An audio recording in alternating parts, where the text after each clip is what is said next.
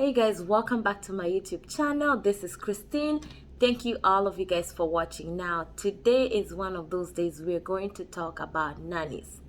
I guess in Kenya they're house managers, but here we call them nannies. Now, let's talk about nannies in US. Now, I'll be mixing Swahili and English together. That way everybody can understand. Most of our nannies in States are our shoshos. So they can also hear these videos, because I know a few of shoshos follow me. I will mix the language. I'll speak in Swahili and speak in English. Now, let's talk about nannies here in States. I have nannies. I think I can say I've had two stable nannies with me. The first nanny, actually, I stayed with her for about 4 years. And my nanny now currently, we've actually been together about three years now. I think we're coming to 3 years now.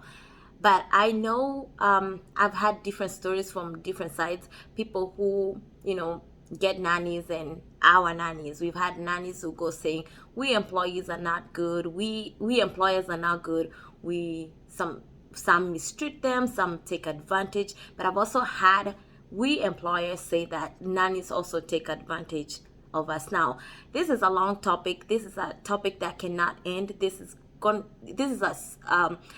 topic that can really last a long time. So I'll briefly just touch bases according to my own opinion and what I've seen. Now, this is what I think. When you're really hiring a nanny, just remember ni shosho. We're not talking of nannies in Kenya where you have a high chance of getting a younger person. In our time here, we have shoshos. So unachukua shosho yako mtu mzee kukushinda your mom's age or our shosho's age, ndio wanakuja kutusaidia na watoto. Now, this particular topic is sometimes our nannies also we also have to understand that our nannies are humans. Our nannies have families. Our nannies have their own bills also. So sometimes it feels like we're paying so much, because right now I think the range for a nanny is $1,000 to $1,300 a month. If I'm not wrong, we're somewhere right there, depending on your agreement with your nanny and depending on your kids. But this is what I'll say. I've not had any issues with nannies at any point, because what I do is I come up with an agreement when we start working. We sit down and we talk. We decide, now you're coming to help with the kids.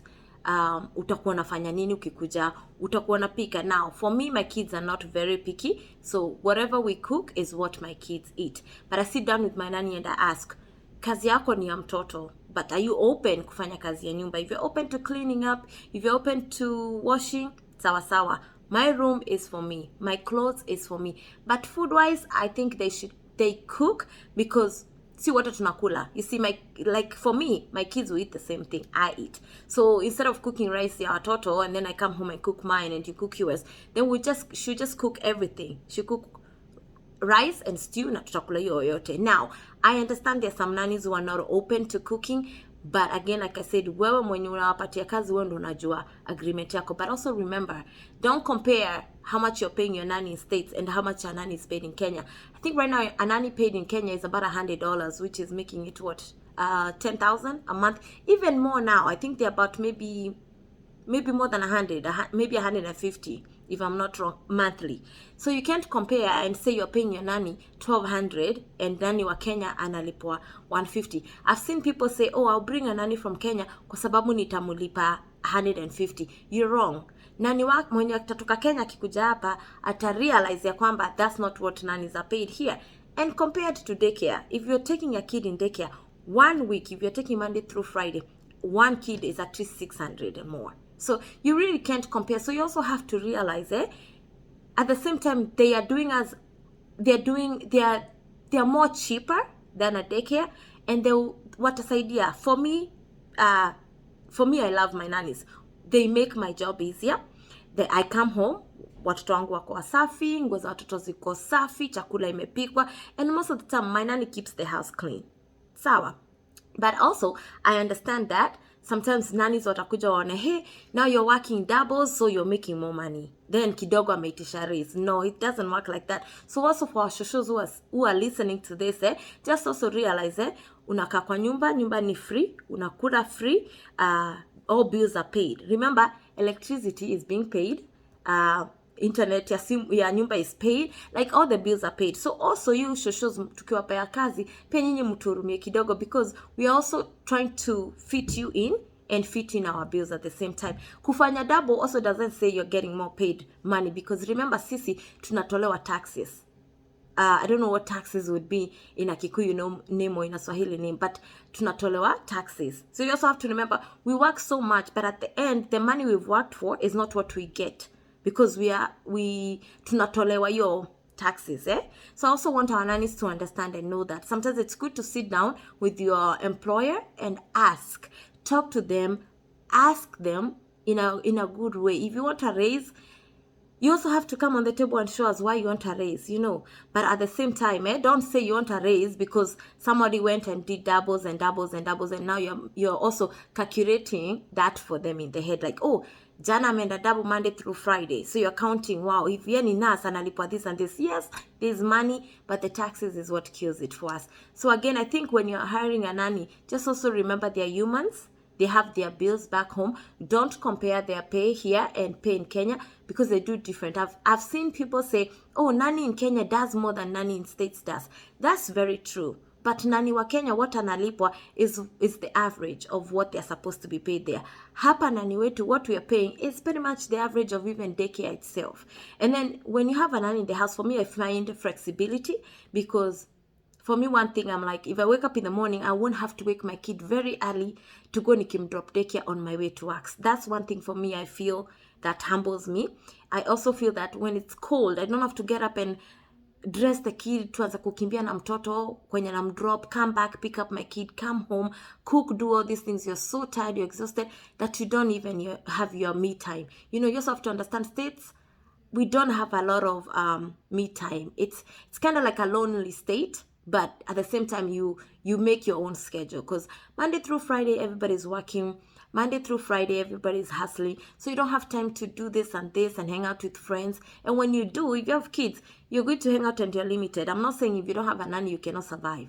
I have at some point survived without a nanny. It's okay. You can do it. But I'm saying if you want to work, this country is crazy when you have to work and you have to take care of your kids. So anyways, like I said, this is a long story that I don't want to talk for so long. It's a story that we can talk another time. People can ask, you guys can ask any questions below the comments. If you want to know anything, people in Kenya wants to know the differences from nani wa States na nani wa Kenya, ask away, and I'll try come back again. But briefly, I just wanted to tell you, let's all remember, don't mistreat somebody. I've had people go to people's homes, wezi kukula sijui nini, sijui you have to do sijui what. No, just have someone the way you would want to be treated. So if you want to be treated nice, then treat somebody else nice. And remember, without that person in your house, your kids are not safe. That's one person you believe, that's the mother to your kids when you're gone. Like for me, when I'm gone, I'm gone. Half of the time, I don't even call my nanny to see how you guys doing, how are the kids doing, because I trust her. So you treat someone the way you want to be treated, you trust them, and everything works out well. But if you start mistreating somebody, even them, when you leave them at home, they also don't feel like they're at home. And again, open your home. A limitation. Oh, I've had people say, haezi kunywa maziwa 2%, siwezi kunywa maziwa yenye si tunakunywa, we're drinking stew. What? Funny enough, you may look at me like crazy, but I've had these stories. You see, me, I've hanged out a lot with a lot of shows, in fact. But I know I've had stories. I can't say from where, from who, but I've had such stories. I've had somebody say, oh, siwezi kukula hii, si nilikatazwa kukula mkate hii, we're eating $2, they're eating $3, unakunywa maziwa ya organic, wengine wakunywa maziwa ya Walmart. No. If you're drinking Walmart milk, drink Walmart milk. If you're doing organic, all of it do organic. So treat each other the way you'd want to be treated. The same way we go to work, we want our boss to treat us and appreciate us. So once in a while, appreciate them. If you have a nice nanny, also understand sometimes nannies si wazuri. But one thing I also want to tell nannies, ukiajiriwa kwa mtu, don't go and take over the home. You've not become the mother of the house. Remember that. Don't go interfering people's relationships, people's marriages, unless somebody asks you to. Don't interfere. Sometimes our nannies interfere because they're older than us. Unafeel when it's shosho. So in my eyes, I should respect you, of course, when it's shosho. So you feel when you're looking at somebody's something going wrong, you feel like you have a say. It's okay to have a say, but kanyanga pole pole, because that's a home that you found. But also for us, when you're tuna ajiri nannies, take care of them. Remember, they are the second mother to your kids when you're away, okay?